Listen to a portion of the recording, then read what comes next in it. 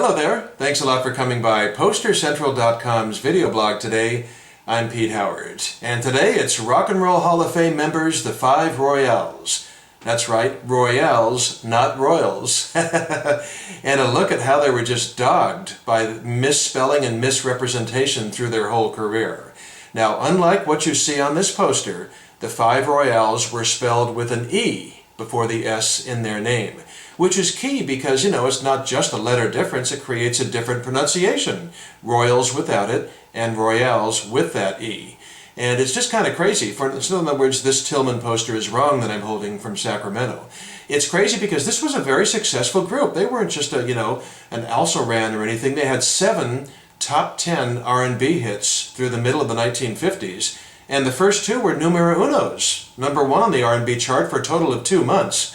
So, very significant group, absolutely.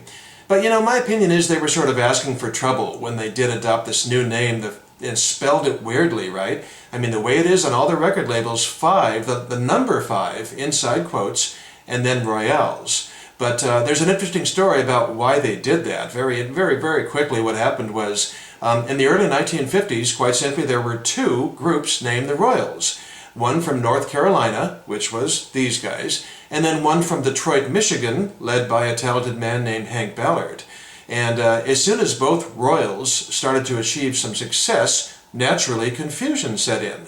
So the Detroit group changed its name to the Midnighters, and later Hank Ballard and the Midnighters, and waltzed their way into the Rock and Roll Hall of Fame. And these Royals, I'm guessing, didn't want to keep the name. Did I say Royal? Yeah, these Royals at the time didn't want to keep the name, possibly because Hank Ballard's outfit had already taken into the national top 10 R&B chart one record as the Royals. So everybody would be saying, why aren't you singing that song, So what they did was they just added a number and a letter to their name. They took Royals to 5 Royales. And then right away, in 1953, they had 4 top 10 R&B hits under that name, so it was pretty set and solid already. So both groups were now with their new names and often running on their careers. But for the 5 Royales, it must have just been so confusing and frustrating, I should say, because, there's just evidence everywhere that independent promoters and poster printers and everything were careless and thoughtless, and just like with this poster, again, Sacramento, California, Halloween night of 1958, and the quote-unquote 5 in their name has just been written out as a word, and there's no E in Royales. So, you can just really imagine it's so effortless. These guys are booking things over the phone and everything. They just scribble down 5 Royals, and then, they just worry about the fancy spelling for the record label or something. By the way, we can't neglect the opening act on this poster, really sweet. A very young 20-year-old Etta James, another future member of the Rock and Roll Hall of Fame. So if you think this is bad and maybe a little unforgivable, let me show you this example, also from 1958. It's another poster, and it's a jumbo here from Chattanooga, Tennessee. Sam Cooke, of course, is the headliner. Squeeze it in there. But this is really crazy. I mean, you've got the total mistake, right, the 5 Royals. Right next to that is a publicity photo, I assume from the record label or booking agent, that says the 5 Royales. It's spelled correctly under the photo caption, but yet they didn't even bother to spell it correctly in the big headline on the poster. That's just crazy messed up. By the way, I don't know why it says F-I-V here instead of the 5, but what can I say, except more confusion reigning. So, what's a group to do when you have such a name that can be deciphered so many different ways? Well, that's right, you create your own concert poster. That's right. So, ta-da!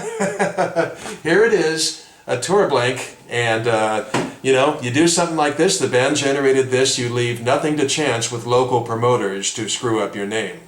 And there I'll come in, this is blank on top, it is a blank, but look at that nice red and yellow colors, and the 5 Royales.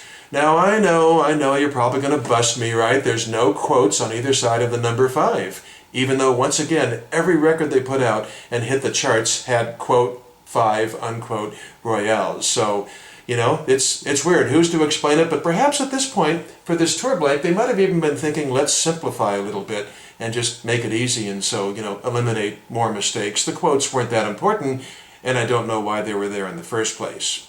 Really handsome poster, though, I'm sure you'll admit, and it was designed and churned out by the Globe Poster Company of Baltimore, Maryland. So there you have it, the 5 Royales. Confusion reigned, but so did top 10 R&B hits, and so it's all part of the territory when you have an unusual moniker like that. Thanks a lot for dropping by. Have a good day, and we'll see you again for something else soon. Bye-bye now.